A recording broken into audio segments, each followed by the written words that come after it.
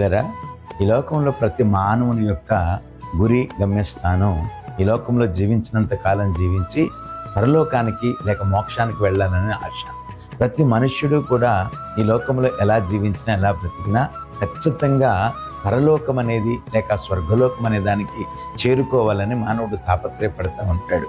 అయితే ఈ లోకంలో ప్రియదేవుని బిడ్డలారా, ఆ పరలోకానికి చేరుకోవటానికి ప్రతి మనుష్యుడు కూడా మంచి కార్యాలను చేయాలనే ఆశతో, తలంపుతో అన్నదానాలు, వస్త్రదానాలు, అలాగే భూదానాలు, ఇలాగ ఎన్నో మంచి కార్యాలు చేస్తూ నేను తప్పకుండా పరలోక రాజ్యానికి వెళ్ళిపోతాను అని ఆలోచన, ఆశ కలిగి జీవిస్తూ ఉన్నాడు. కానీ ఒక మాట మీరు జ్ఞాపకం చేసుకోండి.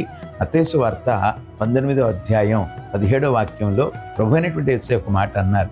ఏమనంటే, నువ్వు జీవంలో ప్రవేశింపగోరిన ఎడల ఆజ్ఞలను గైకొనుము అన్నాడు. పిల్లరా, నిజంగా గమనించండి.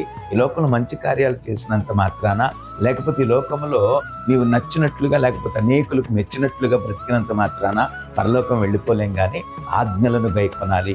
ఏంటి ఆజ్ఞలు? 10 ఆజ్ఞల కాదు సుమా.